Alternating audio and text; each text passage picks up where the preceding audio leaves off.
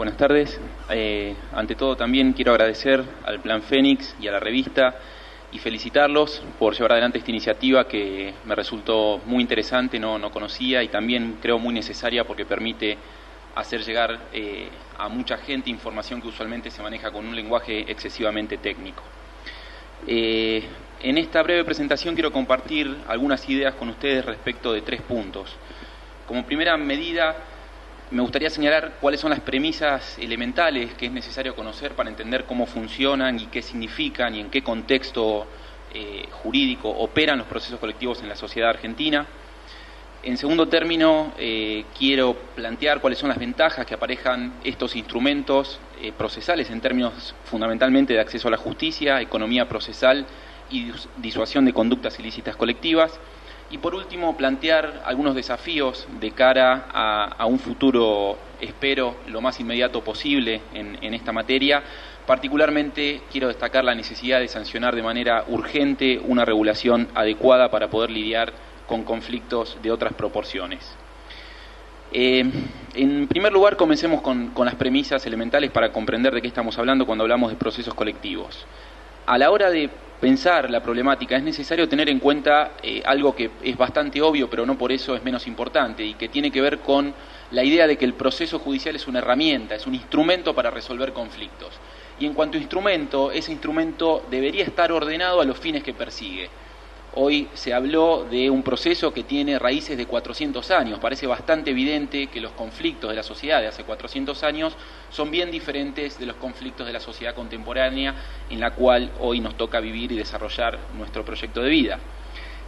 La realidad entonces exige que ese instrumento que nació para atender conflictos individuales se adapte para atender conflictos de otras características, de otras dimensiones. Estamos hablando de conflictos que involucran a cientos de miles de personas que están en una posición similar y homogénea frente al demandado, frente a alguien que por acción o por omisión les genera un daño.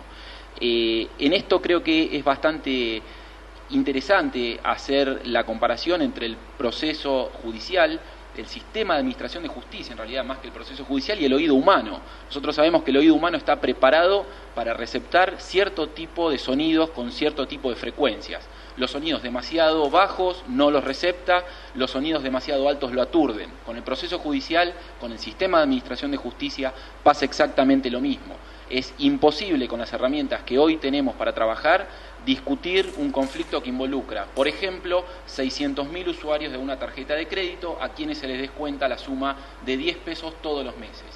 Esas personas, como vamos a ver, de ninguna manera van a promover una acción individual para llevar adelante su reclamo porque el collar les sale más caro que el perro. Es mucho más costoso avanzar que quedarse en su lugar. Entonces solamente vamos a estar frente a reclamos individuales cuando encontremos a alguien que quiera llevar adelante una actitud que podría calificarse por lo menos como quijotesca, pero frente a cualquier individuo racional esto no va a suceder.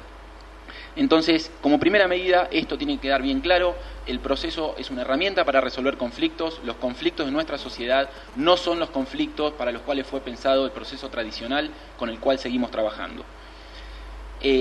La segunda premisa elemental tiene que ver directamente con esto que mencionaba recién, y es la ausencia de sistemas procesales colectivos adecuados para discutir sobre esta nueva problemática en nuestro país.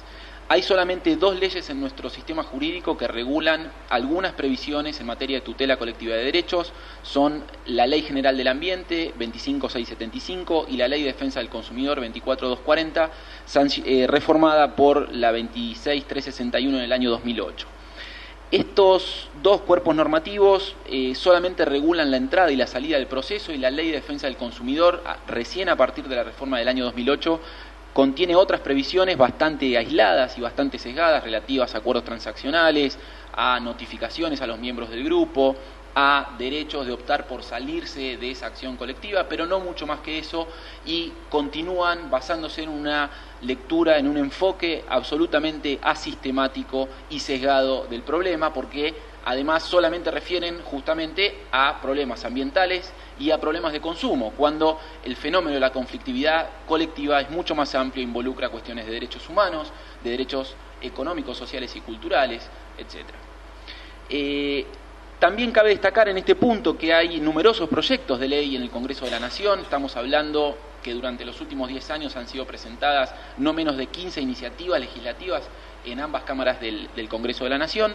La inmensa mayoría, por no decir todas, de estas iniciativas tienen serios defectos sistémicos y en algún caso contienen incluso severos errores conceptuales. Esto llama poderosamente la atención porque a esta altura de los tiempos en nuestro país hay mucho material para trabajar sobre esto, ya hay muchos criterios jurisprudenciales, hay una discusión pública muy importante que estaba ausente hace 20 años, pero que hoy permiten a los operadores jurídicos contar con elementos suficientes como para construir un sistema por lo menos un poco mejor. Y también en este punto creo que es importante señalar que el anteproyecto de Código Civil y Comercial, que había sido elaborado por el presidente de nuestra Corte Suprema de Justicia de la Nación, la doctora Kemelmacher de Carlucci y Hayton de Nolasco, contemplaba distintos aspectos relacionados con la tutela colectiva de derechos, aspectos muy interesantes, aspectos muy necesarios que a pesar de ello fueron eliminados absolutamente y por completo del proyecto que hoy se está discutiendo, actualmente se está discutiendo en este mismo momento en el Congreso de la Nación.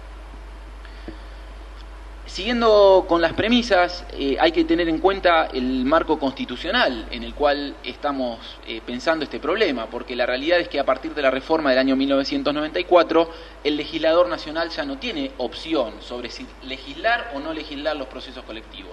Hay una garantía establecida en el artículo 43 de la Constitución Nacional que reconoce, por un lado, la existencia de cierta categoría de derechos subjetivos colectivos, como son los derechos de incidencia colectiva, y que también reconoce el poder, la potestad y en algunos casos, a mi juicio, el deber funcional de ciertos organismos públicos de avanzar planteos colectivos. Esta legitimación colectiva reconocida en el artículo 43, que se suma al artículo 86, específicamente con relación al Defensor del Pueblo de la Nación, que se suma al artículo 120 con relación al Ministerio Público, que todavía no ha tomado un rol protagónico en este campo, pero que la nueva silueta que le dio la reforma del 94 en términos de autarquía financiera y autonomía funcional le permitiría sin ningún problema avanzar en este sentido.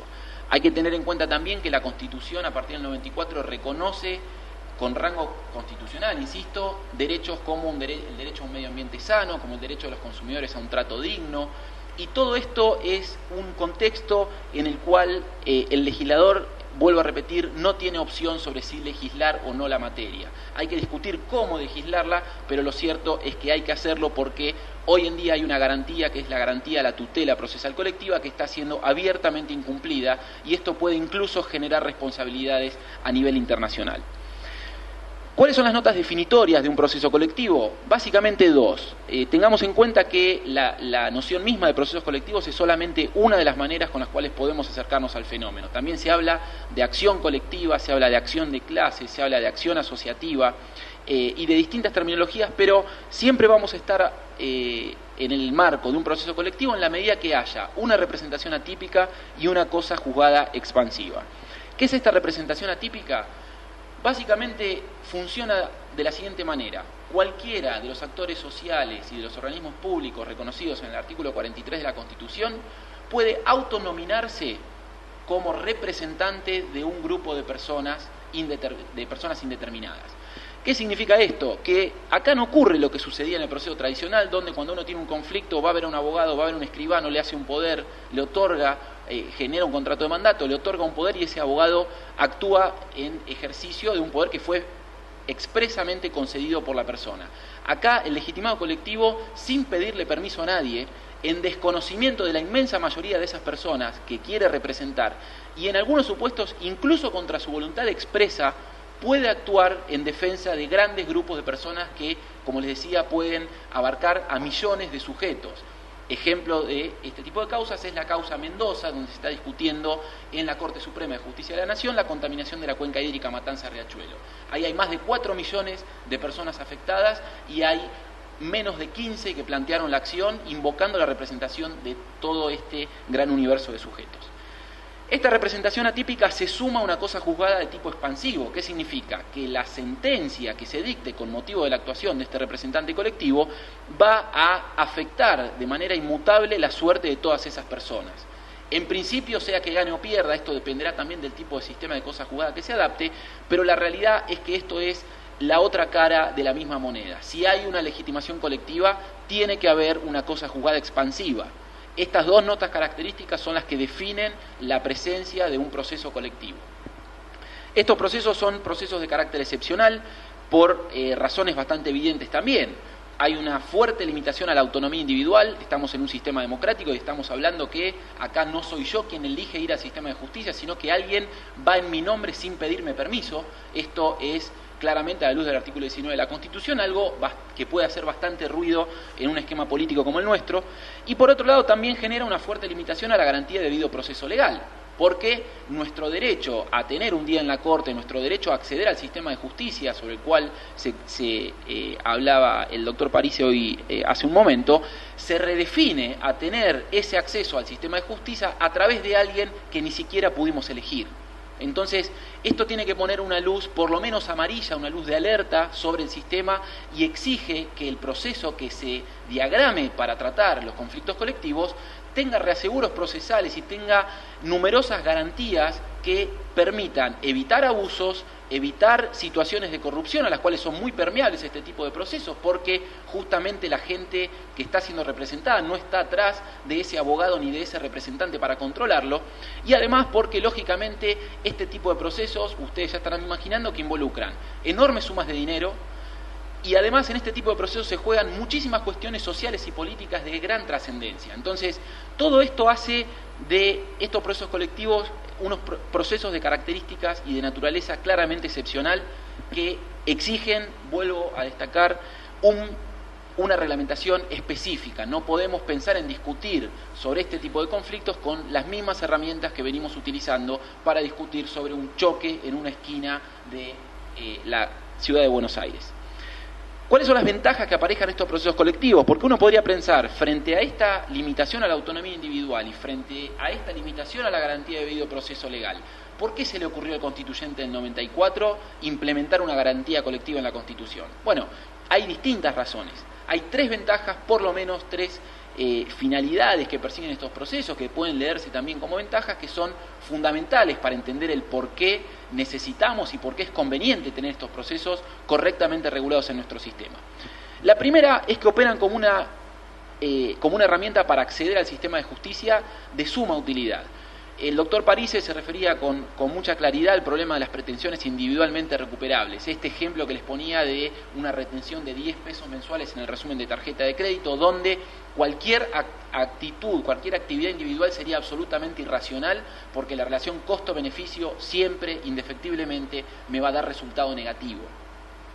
Frente a este tipo de barreras económicas, las acciones colectivas, ¿qué es lo que permiten? Aglutinar todas esas pretensiones que individualmente son pequeñas, pero que una vez que las ponemos en la misma bolsa, generan, por un lado, un importante incentivo económico para conseguir abogados y representantes en el mercado legal, y por otro lado, también generan una equiparación en el balance de poder con el agente dañoso. Una cosa es el banco cuando yo le voy a reclamar 10 pesos, otra cosa, se los puedo asegurar, es el banco cuando yo le voy a reclamar por la situación de 600.000 personas a las cuales estafaron en 10 pesos por mes durante N cantidad de años. La realidad también es que estas herramientas operan como instrumento de acceso a la justicia, venciendo igualmente barreras socioculturales a las cuales también se refería el doctor Parisse, y no me voy a detener aprovechando la exposición, pero básicamente el desconocimiento de los derechos, el temor a avanzar la acción judicial, todo esto se puede resolver a través de ciertos representantes que además comienzan a tener cierta experticia en este tema y por ende comienzan a tener cuerpos de abogados especializados y empiezan a jugar un rol sumamente importante en cuanto a hacer entrar dentro del sistema de justicia pretensiones que histórica y tradicionalmente se quedan y se quedaron afuera del sistema. La otra ventaja que apareja en este tipo de procesos tiene que ver con razones de economía procesal, de ahorro de recursos.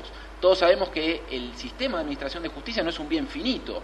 En el presupuesto, el sistema de administración de justicia compite con salud, compite con educación, compite con seguridad, compite con numerosas áreas de gobierno, con numerosas áreas de políticas públicas, y está muy claro a esta altura de los tiempos que el dinero público no alcanza para todo. Entonces, la pregunta que nos deberíamos hacer para terminar de justificar la necesidad de contar con estos procesos es: ¿Recuerdan el caso del Corralito? Era necesario discutir en miles y miles de procesos exactamente las mismas cuestiones contra exactamente las mismas personas, las mismas entidades bancarias. Claramente esto no era necesario. Y en la época del Corralito, algunos de ustedes tal vez recordarán, los tribunales se caían a pedazos por el peso del papel. Había colas de cuadras de abogados. Se paralizaron prácticamente todo el resto de los procesos que no eran amparos para sacar dinero depositados, se paralizaron. Y estamos hablando de procesos, por ejemplo, procesos alimentarios como casos laborales. Todo esto se podría haber ahorrado muchísimo dinero, muchísimo recursos materiales y recursos humanos mediante el juzgamiento concentrado en un solo proceso o en una serie de procesos dependiendo de las características de las distintas subclases que se podrían haber organizado y resolver todo este asunto de una manera mucho más práctica, mucho más eficiente y por supuesto permitiendo que todos esos recursos sean orientados a otro tipo de trabajo. La tercera finalidad, entre otras, estas creo que son las tres más importantes, tiene que ver con el desaliento de conductas ilícitas colectivas. Está bastante claro que, por un lado, la existencia misma de estos procesos colectivos en nuestro régimen legal juega como una luz de alerta para las empresas y para el propio Estado ante cualquier paso que quieran dar en conciencia de que ese paso puede generar una afectación colectiva de derechos. Vuelvo a destacar, no hay la inexistencia de estos procesos genera impunidad. El banco sabe que tomando 2, 3, 5, 10 pesos por mes nadie le va a venir a reclamar individualmente. Si no hay una garantía colectiva para exigir que eso no ocurra, el banco tiene una garantía de impunidad y al mismo tiempo tiene cuantiosas ganancias que se multiplican porque esa actitud se perpetúa en el tiempo. A través de este tipo de procesos, a través de la efectiva punición de esas conductas mediante condenas que por lo general en casos de consumo, por ejemplo, como en el del ejemplo, a donde apuntan es al bolsillo directo de estos actores que generan el daño, pero en otros supuestos tienen que ver con situaciones de discriminación, con situaciones de acceso a la salud, con situaciones de derecho a la intimidad, como el propio caso Alavi, donde había una ley que permitía que se grabaran todas nuestras conversaciones privadas y que el Ministerio Público las escuchara sin una orden judicial. Un solo abogado logró que todos nosotros hoy no suframos ese riesgo, no tengamos temor a que nuestra intimidad esté siendo grabada remotamente por alguien para que otro alguien sin ninguna orden judicial lo escuche. Entonces, creo que estas tres ventajas, además de otras que se podrían mencionar, deberían convencernos de la importancia y de la necesidad de contar con una reglamentación adecuada sobre la materia en nuestro país.